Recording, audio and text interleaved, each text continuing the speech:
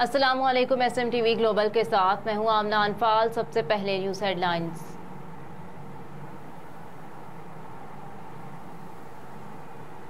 Lahore high court کا عمر سرفراز چیمہ کو jail میں B کلاس دینے کا حکم۔ لاہور ہائی کورٹ نے سابق گورنر پنجاب عمر سرفراز چیمہ کو جیل میں B کلاس کی سہولیات دینے کا حکم دے دیا۔ لاہور ہائی کورٹ کے جسٹس علی باقر نجفی کی سربراہی میں 2 رکنی بینچ نے درخواست پر سماعت کی۔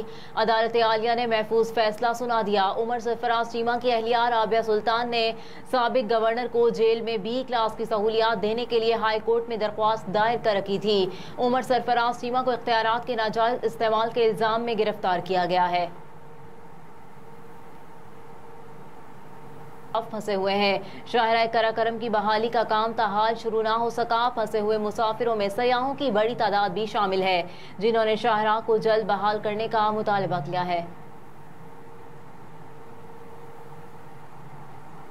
سانحہ سویڈن وزیر اعظم کی بعد از نماز جمعہ پرامن احتجاج کی اپیل۔ وزیر اعظم شہباز شریف نے سویڈن میں ہونے والی قرآن پاک کی بے حرمتی کے دلخراش واقعے پر آج بعد ازاں نماز جمعہ پرامن احتجاج کی اپیل کر دی۔ سوشل میڈیا پر پیغام جاری کرتے ہوئے وزیر اعظم نے کہا کہ میرے اہل وطن، بات ہو قرآن کی تو قوم ایک ہے۔ سانحہ سویڈن پر پوری امت مسلمہ مضطرب ہے۔ انہوں نے ملک گیر احتجاج کی کال دیتے ہوئے لکھا کہ یوم تقدیس قرآن کے عنوان سے آج ہم سب ایک آواز ہو کر ملک گیر احتجاج کریں گے اور بعد از نماز جمعہ پاکستانی مسلمانوں کے تمام طبقات ناموس قرآن کا پرچم اٹھا کر اپنا پرامن احتجاج ریکارڈ کرائیں گے۔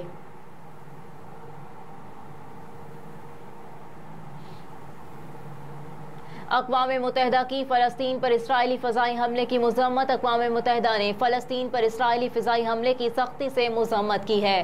اقوام متحدہ کے سیکریٹری جنرل انطونیو گوتریس نے فلسطینیوں پر اسرائیلی مظالم کی مذمت کرتے ہوئے لکھا کہ اسرائیل کے پاس فلسطین میں تشدد کی کارروائیوں کا کوئی جواز نہیں۔ سیکریٹری جنرل نے کہا کہ جنن پر اسرائیل کے فضائی حملے جنگی جرائم کے زمرے میں آتے ہیں۔ فضائی حملے قانون نافذ کرنے والے آپریشن سے مطابقت نہیں رکھتے۔ اسرائیل بین الاقوامی قانون کے تحت اپنی ذمہ داریوں کی پاسداری کرے۔ اقوام متحدہ میں فلسطینی نمائندے نے اسرائیل میں بین الاقوامی حفاظتی فورس بھجوانے کا مطالبہ کر دیا، جس پر انطونیو گوتریس نے کہا مجھے نہیں لگتا کہ اسرائیلی حکومت اس مطالبے سے اتفاق کرے گی۔ مزید کہا کہ ایسا طریقہ کار طے کیا جائے کہ جس سے فلسطینی شہریوں کا تحفظ ممکن ہو سکے۔ سی پیک پاکستان کی ترقی میں ٹھوس کردار ادا کر رہا ہے۔ چین کی وزارت خارجہ کے ترجمان وانگ وین نے کہا ہے کہ سی پیک پاکستان کی قومی ترقی میں ٹھوس کردار ادا کر رہا ہے۔ براہ راست سرمایہ کاری میں 25.4 بلین امریکی ڈالر کی سرمایہ کاری ہوئی ہے۔ چینی وزارت خارجہ کے ترجمان وانگ وین نے سی پیک کے آغاز کی 10ویں سالگرہ میں سوالات کے جوابات دیتے ہوئے کہا کہ رواں سال سی پیک کے آغاز کی تشکیل کے تحت راہداری کی تعمیر کو بطور مرکز رکھتے ہوئے بندرگاہی نقل و حمل کے بنیادی ڈھانچے کی تعمیر اور توانائی کی صنعت کو ترقی دی گئی ہے۔ انہوں نے مزید کہا کہ سی پیک منصوبے پاکستان بھر میں پھل پھول رہے ہیں، جس کے باعث براہ راست سرمایہ کاری میں مجموعی طور پر 25.4 بلین امریکی ڈالر کی سرمایہ کاری ہوئی ہے۔ نگراں وزیر اعلیٰ پنجاب محسن نقوی کا PIC میں اسٹیٹ آف دی آرٹ مہمان خانہ کی تعمیر کا حکم۔ نگراں وزیر اعلیٰ پنجاب محسن نقوی نے پنجاب انسٹیٹیوٹ آف کارڈیولوجی میں اسٹیٹ آف دی آرٹ مہمان خانہ کی تعمیر کا حکم دے دیا۔ وزیر اعلیٰ محسن نقوی نے میڈیا سے گفتگو کرتے ہوئے کہا کہ نئی سرائے میں تیمارداروں کے لیے ہر طرح کی بنیادی سہولتوں کی فراہمی یقینی بنائی جائے۔ نئی سرائے کو اسٹیٹ آف دی آرٹ ہونا چاہیے، یہ نیک کام ہے، اس میں تاخیر نہیں ہونی چاہیے۔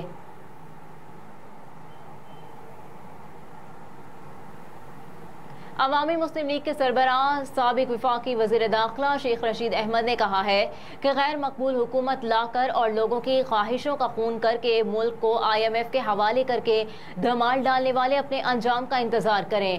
سماجی رابطے کی ویب سائٹ ٹویٹر پر پیغام میں شیخ رشید نے کہا کہ دنیا کے مبصرین پوچھ رہے ہیں کہ پاکستان میں وقت پر الیکشن ہوں گے یا نہیں، اگر ہوں گے تو کیسے ہوں گے۔ قوم یہ سوال پوچھتی ہے کہ PP اور نون لیگ نے کس کے خلاف الیکشن لڑنا ہے۔ انہوں نے مزید مزید لکھا کہ اگر ایسے ہی الیکشن لڑنا ہے جیسے کراچی اور آزاد کشمیر میں ہوا ہے تو اس سے فائدہ کم اور نقصان زیادہ ہوگا اور جگ ہنسائی ہوگی۔ وزیر خارجہ غیر ملکی دوروں کی نصف سینچری مکمل کرنے کے بعد 15 مہینوں میں چوتھی مرتبہ امریکی لینڈ کر گئے ہیں۔ نہ یہ سفارتی دورہ ہے نہ دورے کا اعلامیہ، یہ ان کی سیاسی خفیہ سرگرمیوں کی خواہشوں کا چوتھا ناکام دورہ ہے۔ خالی ہاتھ لوٹیں گے۔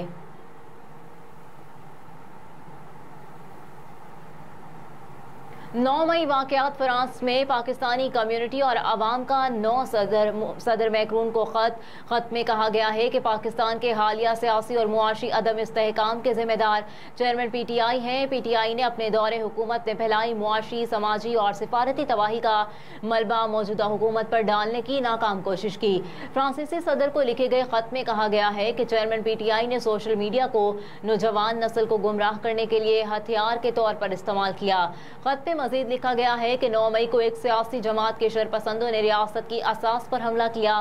فرانس میں مقیم پاکستان اور سول کمیونٹی اور فرانسیسی عوام کے خط میں مزید لکھا کہ شرپسندوں کو احتساب اور قانونی کارروائی سے بچانے کے لیے پی ٹی آئی انسانی حقوق کی خلاف ورزیوں کا بے بنیاد پروپیگنڈا کر رہی ہے۔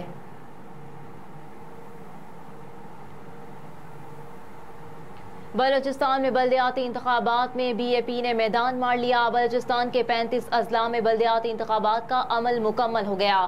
چیئرمین اور وائس چیئرمین منتخب کر لیے گئے۔ بلوچستان میں بلدیاتی انتخابات کے آخری مرحلے کے لیے الیکشن کا انعقاد کیا گیا۔ پولنگ کے دوران صوبائی حکومت کی جانب سے سیکیورٹی کے بہترین انتظامات کیے گئے تھے۔ پولنگ صبح 8 بجے سے شام 4 بجے تک جاری رہی۔ انتخابی عمل کے دوران صورتحال کو کنٹرول رکھنے کے لیے تمام اضلاع میں دفعہ 144 نافذ رہی۔ پولنگ سے قبل یو سی چیئرمین اور مخصوص نشستوں پر منتخب 166 ارکان نے حلف اٹھایا۔ اور راولپنڈی اسلام آباد میں موسلا دھار بارش سے موسم خوشگوار۔ وفاقی دارالحکومت اسلام آباد اور راولپنڈی میں بارش سے موسم خوشگوار ہو گیا۔ محکمہ موسمیات نے بارش کا سلسلہ آئندہ 24 گھنٹے تک جاری رہنے کی پیش گوئی کر دی۔ محکمہ موسمیات کے مطابق راولپنڈی اسلام آباد میں موسلا دھار بارش صبح 7 بجے سے جاری ہے۔